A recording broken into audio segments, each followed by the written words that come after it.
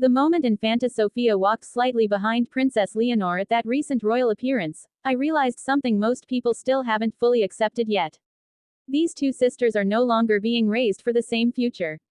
And honestly, I think that changes everything emotionally inside this family. Because when people look at Leonor and Sofia, they still see the royal sisters. Matching smiles, coordinated appearances, elegant photos. The palace loves presenting them as united, and to be fair, they genuinely seem close. But beneath that polished image, their lives are quietly moving in completely different directions now. One is being prepared to carry the crown. The other is being prepared to live beside it. And I don't think the public fully understands how psychologically strange that must feel. Especially at their age. Because imagine growing up with your sister as your best friend, while slowly realizing history will treat both of you completely differently forever. That realization alone could change a relationship permanently. And lately, I think we're starting to see signs of that transition happening in real time. If you're new to Leonor's story, subscribe, I post every day. Because this isn't just another royal sisters story. I actually think what's happening between Leonor and Sofia right now reveals how modern monarchies quietly shape identity, freedom, and even family dynamics long before the public notices. Now here's what caught my attention recently. During one appearance, Leonor looked focused, almost locked into role mode. Controlled posture, measured reactions, future queen energy. But Sofia, different vibe entirely. More relaxed, more spontaneous, less emotionally guarded. And the contrast honestly fascinated me because it revealed something the palace can't fully hide anymore. Leonor is becoming institutional. Sofia still feels personal. That difference matters a lot. And before people misunderstand me, I'm not saying Leonor has become fake or robotic.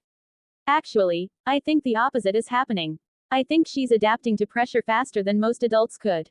But adaptation always comes with a price. That's the part royal coverage rarely talks about honestly.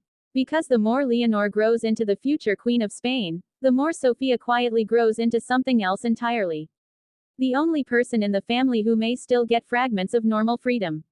And weirdly enough, I think that creates both privilege and loneliness at the same time. Here's my hot take. People assume the spare always has the easier life. I don't think it's that simple anymore in 2026. Yes, Sofia won't carry the same constitutional burden Leonor will.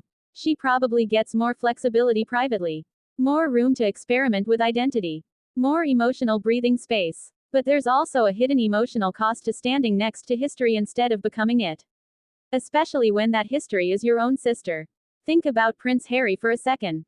People always frame his story politically or institutionally, but underneath all of it was something deeply human. Growing up beside someone whose destiny was considered bigger than yours from birth. That changes sibling dynamics whether people admit it or not.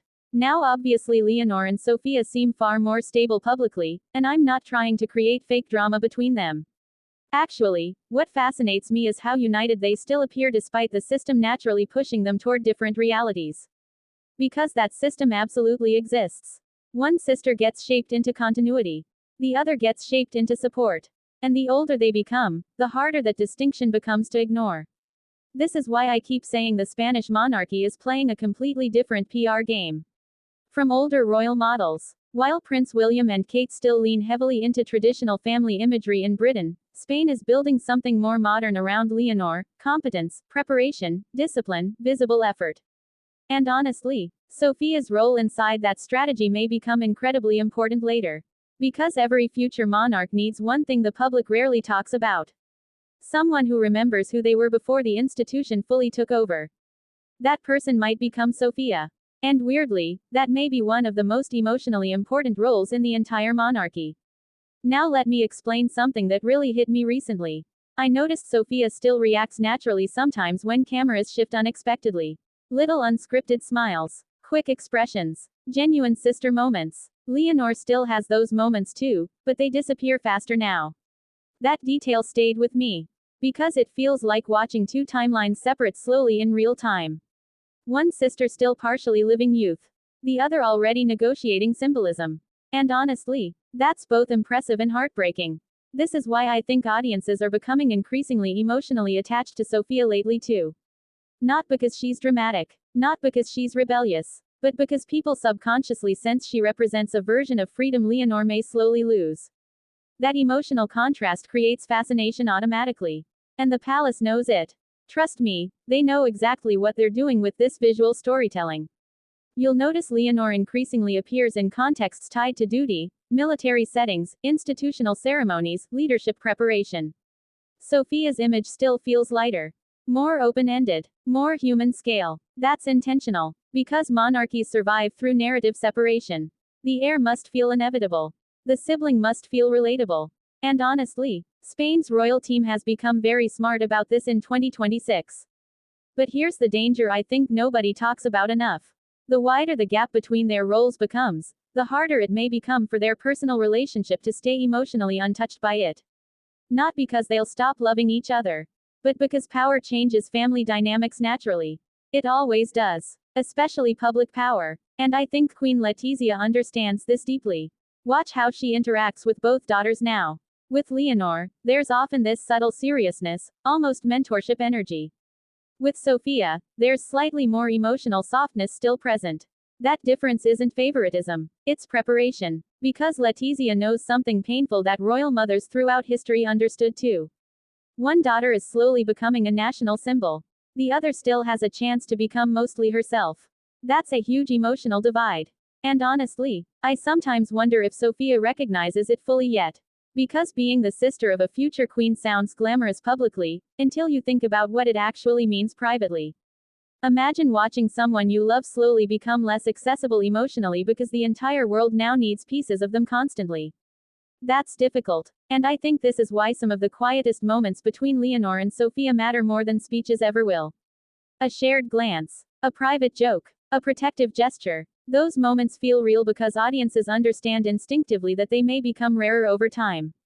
Not absent, just different, more managed, more observed. That's the hidden cost of monarchy in the social media era nobody prepares these young women for.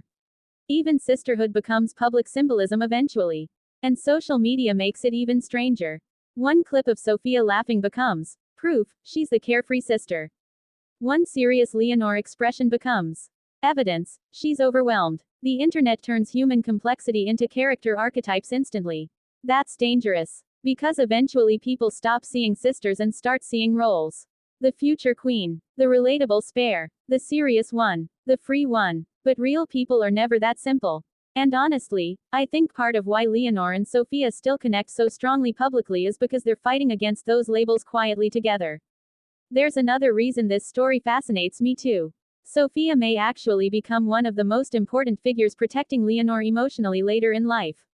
Not politically, emotionally. Because future monarchs often become isolated over time. The role itself creates distance naturally. Public expectations harden around them. Every friendship gets filtered through protocol and image. But siblings remember the before version of you. That matters more than institutions realize. And I honestly think the Spanish monarchy may depend heavily on that emotional balance someday. Because while Leonor becomes the face of duty, Sofia may become the last safe space where Leonor can still feel human without performance attached. That role is priceless. Now personally, here's what I've learned watching these two recently. People always talk about monarchy like it's about crowns, ceremonies, titles, and history. But honestly, I think monarchy is really about emotional trade-offs.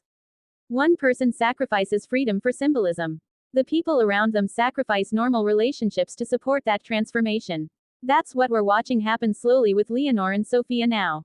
Not conflict, not rivalry, transformation. And maybe that's why audiences are suddenly so emotionally invested in both sisters in 2026.